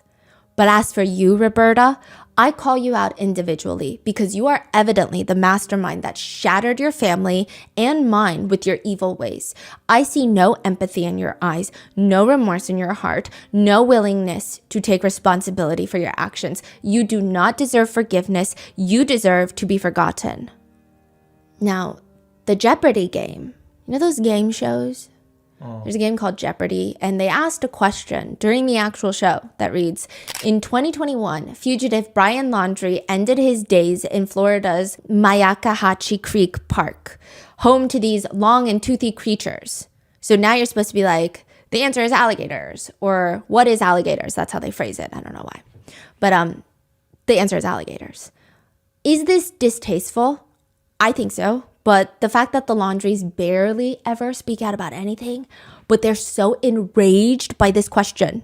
This is recent, so this is after Brian is dead. they spoke out about this Jeopardy question, and that rubbed netizens the wrong way. So this Jeopardy episode releases, and I would say like 95% of netizens are like, that is pretty distasteful. I will say most people are like, are we going to cancel Jeopardy? Probably not, because it's Brian Laundrie, but that is pretty gross, right? But then once the Laundries come out with this statement, the entire Laundrie family is appalled and concurs with all the comments on social media on how distasteful this is. I believe an apology is due. Please. For this distasteful Jeopardy question to be posed only highlights the sensationalism that surrounded this tragedy and puts salt on the wounds of a family that has not been afforded any rights or privacy when the family themselves did nothing wrong. So now most netizens at this point start switching up. In my opinion, somewhat understandably. They start switching from feeling outraged at the distasteful question to, hold on, what did you just say? The overall sentiment turning to, have they apologized to the Petito family for withholding information pertaining to their daughter's murder? No? Okay then, moving on. Or, that was tasteless. However, the Laundries deserve nothing, so they can go cry about it. I don't care. Others felt it was more of a slap to the Petito family than anything. Other netizens are like, forget Jeopardy. Talk about the dumb cops. The fact that they didn't know that Brian went missing, that even the Moab police, like, what do you mean? So with that, in 2022, the Petito family sued the Laundrie family, and the Laundrie attorney just basically tried to argue that the Laundries are exercising their right to remain silent, and if the lawsuit were to go through, that would completely turn the fundamental constitutional rights on silence on its head. But the Laundries also countered the lawsuit. So when it's a civil lawsuit, there's like phases called discovery where just a lot of things get exposed and both parties need to have access to specific information. You can't just be like, no, you can't look at this because this is my phone. Like there's certain things that the judge has to approve that both parties need to have access to. But the Laundries counter with a very long list of requests for the Petito family. The whole list is very long. They want all communications that both Gabby's parents had with state and federal agencies. They want all phone records from Gabby and her parents from July 2nd to September 30th of 2021. They want any documents and communications regarding the compensation or contracts related to publishing rights, movie rights, or television rights. That's so gross. Yeah, you know what's even more gross is the fact that sometimes the damage is done by requesting something. Yeah. So the Petito family, they are not thinking about movie rights or television rights. But when the Laundrie family requests that, you will see a good group of netizens turn around and say, yeah, they're on too many TV shows right now talking about what happened. You're right. Maybe the foundation is like they want more fame. Even asking for something that probably doesn't exist is already planting seeds in a lot of the public's mind. And I think they knew exactly what they were doing, in my opinion. People commenting are saying the nerve that they have to request anything at all from Gabby's parents, though, is despicable. They also argue in the motion that they should be, quote, protected from annoyance and embarrassment, and the public curiosity is not a reason to require them to discuss personal and heart-wrenching details. Another insane detail to add, Roberta drives the Mustang, the silver Mustang that Brian drove to the park to the deposition. They have other cars. Why do you have to drive that specific car? To which one netizen comments, this is a whole, my son is more important than your daughter moment. That woman is really evil. They reach an undisclosed settlement in 2024, but the Laundrie family have not had any criminal charges filed against them. And with that, the Gabby Petito family have started the Gabby Petito Foundation. Nicole says, we started the foundation. We just want to bring attention to the dangers and the signs of DV, more awareness, prevention. I mean, we would do anything to bring Gabby back, but that's obviously not possible. So we have a choice. We can do nothing, or we can use her voice, her platform, and try to change lives for others. Help people make sure that this story doesn't happen again. They've been big in advocating for what is called the lethality assessment protocol. It's a series of questions that police officers are trained on to get further context on DV-related calls. It's not even just the way they ask the questions, it's the questions themselves, it's the way that they're told to gather these responses, because a lot of DV victims feel like they need to take the fault. Because if they let anything happen to the abuser, it's probably going to come back 5 times harder on them if they ever get out of jail, or if nothing happens. God forbid they tell the truth to the police and then they're still not taken to jail, which happens a lot. Gabby's father says, I hope when I leave this place and I get to see her again, I can ask her, did I make you proud? I hope she'll say yes. Gabby's story has clearly resonated with a lot of people. One netizen writes, Gabby saved my life 3 years ago. I didn't even know her, and I wish she was still on this earth to thank her in person. I left my abusive ex of 6 years once I followed this case and I heard how she was taken away. I will forever be thankful for her. I will always think of her, and I love you, Gabby. There has been a lot of discourse about how Gabby's story was covered and how so many other people go missing and never get coverage. Just in Wyoming, which is where Gabby went missing, 710 indigenous people, mostly girls, have gone missing in the past decade, and none of them have hit national headlines to any degree that is even comparable to Gabby Petito's story. A lot of people were upset that the minute someone goes missing that's not indigenous, that's all the entire world can talk about. With one reporter saying, imagine the men and women and children in the community where the last 10 years, more than 700 indigenous people have gone missing and nobody has said a word, but one missing white woman turns up in their backyard and the world suddenly pays attention. Joe Petito, Gabby's dad, saw the news. And he felt the initial wave of shock and anger. Like, what do you mean people only care about my daughter because she's white? I'm sure on a personal level, you feel slightly attacked, taken aback. Like the worst thing that could have happened to Gabby happened. And people are saying, why are we only talking about Gabby? He said, when I heard that, my initial reaction wasn't a positive one. Saying Gabby's color was the only reason, I was taken aback by that. But he said, instead of anger, he took a deep breath and he said, then I started looking into it. I did a deep dive. I looked at popular missing persons cases. And yeah, the ones that hit the mainstream, they all look the same. And so he has spent the last 3 years advocating for missing Black, Brown, and Indigenous people through the foundation. And also we're working on a lot of lesser known cases, so keep an eye out for those coming soon. But it's just, it is interesting to see how he didn't just lash out in anger. Mm-hmm. And yeah. But a lot of people have said this case serves as a really good message on DV. I mean, everything that you expect of Gabby stating that she's the one that started the fight, she did something that warranted the abuse, she's the one that instigated it, she's taking responsibility for Brian's actions, that's typically what victims do. Additionally, the fact that Brian is taking her phone and her keys, that should have been such a red alarm for the officers. It's not your phone. It's not your keys. You can't take other people's belongings. Mm-hmm. And the fact that you think that you can is crazy. Like, that's already abusive. The Petito family filed a $50 million wrongful death suit against the Moab Police Department, to which, there was a lot of backlash when they filed this lawsuit, with people saying, why is it that parents just love making money off their dead kids? Wow. Yeah, let's not even get me started on that rant, but every single penny would have gone to the Petito Foundation. So it's, even if it didn't, it's just like, what are we doing right now?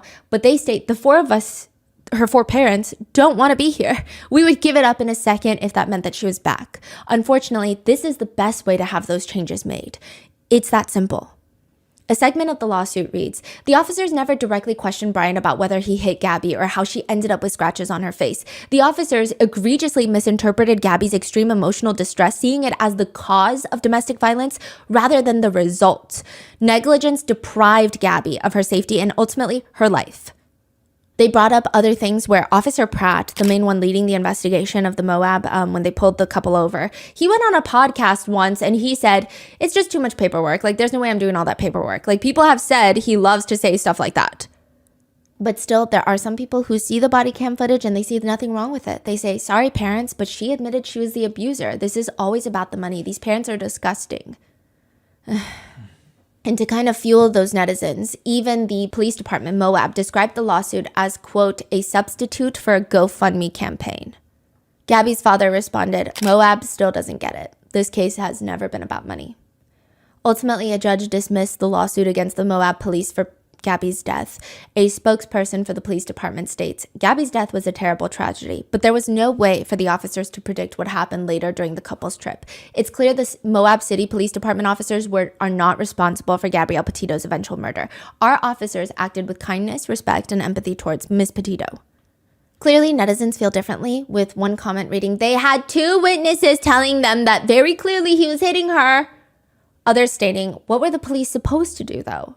They separated them and they can't help if they link back up. That's like blaming the parents for not doing more when they knew them a heck of a lot better than the police. To which someone fights back, what do you mean what the police were supposed to do? Their jobs? Review the entire interaction. It's insane. People are saying if Gabby had been arrested, maybe it would have been a red alarm for her parents to come in and say, wait, we didn't know what was happening. Because obviously victims will try to hide it for as long as possible. Others say they're not directly responsible for Gabby's murder, but they definitely need training and retraining and spotting signs and tells of DV. They also need lessons on dropping the good old boy club attitude. Example, the cop that basically said, oh, Brian, I understand. Women are so emotional and crazy. What the fuck was that? One expert in DV states, the officers just greenlit the abuser. They've just reinforced his behavior. And I think he felt relief. And I saw that relief in that footage. It was palpable. Now, one survey done with no relation to Gabby's case found that 1 in 4 women are scared to call the police on their abuser for that exact reason. One states, everyone believes him because he's so nice and sweet and respectful to them, but it's different. He will say it's me and the police will believe him.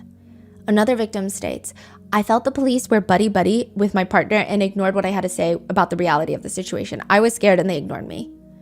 The survey showed that 1 in 4 women reported that they had been arrested or threatened with arrest during a partner abuse incident in which they were the victim. One person wrote, they believed him every time because he didn't leave marks, but this time he did, and they accused me of hitting myself in the face because they would tell me that we need to separate, and since I had nowhere to go, I should sleep in my car. He had cuts on his knuckles from hitting me, and they said I should be charged with assault. The Moab Police Department even questions, would Gabby be alive today if this case was handled differently? That is an impossible question to answer. Nobody knows, and nobody will ever know how to answer that question. Gabby's entire family took a trip out to where Gabby was found. Nicole says, as soon as I landed in Wyoming, the only words coming out of my mouth were, oh my gosh, because of how beautiful it was. Once we got to where Gabby was, you could just feel her presence and her spirit there. The family decided to spread Gabby's ashes at her final resting place. Some people were wondering why they would choose to do such a thing, but they said they felt her presence. It's such a beautiful place. Gabby loves Grand Teton, and she always wanted to visit, so that's why. And all of her family members say they just felt her there. Even when they went to spread her ashes, they took this group photo, and there's this huge orb in the middle of the photo, and they say, Gabby. It was Gabby with them. There was a local memorial held for Gabby where they released butterflies, and one butterfly landed on a picture of Gabby and stayed for a little while. The Petito family have since crushed the van and kept the gasoline cap and a sticker. Last year, during the 3-year anniversary of Gabby's death, her dad writes online, 3 years ago, you were taken from us. We can't stop crying when we think of you. There is no waking up from this nightmare. I ask anyone who reads this to please share a missing person flyer today. They all have matching tattoos that Gabby had on her arm that says, let it be, with an ocean wave. And they say the only question that they have is, why couldn't Brian just let her be? As for the Laundries, they have remained very private still. But with the Netflix documentary being released, Stephen Bertolino, the family attorney, releases a statement. The documentary was what we expected, one perspective depicted as the truth as seen through their lens. Similar to Republicans and Democrats fighting it out lately. Each side believes their perspective is correct, hard to see through the lens of the other with all the noise and distrust. The documentary contained many inaccuracies, incorrect juxtapositions of timelines and misstatements and omissions of fact, perhaps deliberate to capture their, quote, truth. Perhaps due to simple error. We all know that Brian took Gabby's life, and then Brian took his own as well. Let the parents of both Gabby and Brian mourn and remember them in peace. As for Cassie Laundrie, Brian's sister, after the Netflix documentary, she went to Instagram to tell the new wave of all the haters, if you're new here and just starting to attack me today, I've been no contact with my parents for almost 2 years, so have fun. Most netizens don't really think that she's deserving of sympathy, writing, girl, a quick glance at your account shows that you never not once advocated for Gabby. You and your folks deserve all the backlash and karma that you're getting for the complete lack of grace you showed that poor girl's family during one of the worst things a parent can go through. Another reads simply, read the room, shut the hell up, it's not about you. Even the Laundrie neighbors have spoken out, writing, when I pass their house, I get a sick feeling in the pit of my stomach. I hate them. I wish they would just leave our neighborhood. Others say, just horrible people in my belief. It's unanimous. Nobody wants anything to do with them. Some neighbors report that people still throw dirty diapers and dog feces into their yard, which most of the neighbors seem to have an unspoken pact. You see something, do nothing. But there are still crazy netizens. One comment reads, Gabby and Brian were both crazy. He more than she, but they both deserve their outcome. Also, what parent let their kids go across the country in a van at 22 years old and no parties foresee a big problem? Another comment reads, this is not a 14-year-old going on a school trip. She's an adult and she's got to make her own decisions, you know? They respected her decisions. Her parents did everything to prepare her and she knew what she was doing. She planned for this trip, and if Brian was not a killer, Gabby would be alive. She would have great memories of a trip.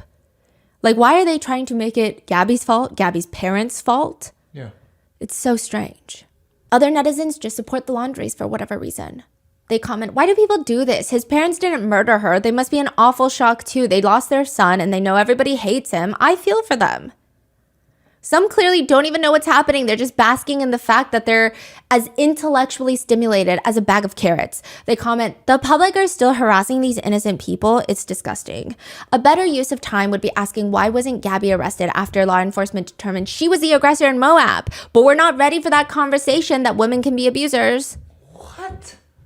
I will say most people have some neural pathways still working in action, with majority of comments reading along the lines of, there's a reason that Brian was the way he was. It's his parents. Others say, yeah, everybody, totally. You know, say, if you hate my guts, I'll get new ones. That's a normal thing to say. No, Roberta Laundrie sounds like a delusional narcissistic creep who knows that her son was a monster and she didn't care. There's no way that she didn't know that he was abusing Gabby, is what the comment reads. Others say, I hope his parents don't live a single day in peace. Other netizens are just upset at all the police. Others point out, if Brian and his family had been black, and you got a missing person, your son is the boyfriend of said missing person, and the missing person's car is at your house, the SWAT team would have raided the entire home in 10 minutes. Rose says, I've never felt something like that before. I think the worst thing is, it's not even loss, it's someone being taken. Someone else decided that they had the right to take somebody you love out of your life forever. She says, right before I met Gabby, I was in an abusive relationship. Gabby was the one that convinced me that I deserve more. I'm choosing to live my life because it's what Gabby would want me to do. She says, I think I'm doing good. I think she'd be proud. I always described her as a light. She'll do everything to bring the light out in you. And if she can't, she will give you some of hers. And that is the case of Gabby Petito and Brian Laundrie. What are your thoughts on this case? Make sure to check out the Gabby Petito Foundation, and please stay safe. I will see you in the next one.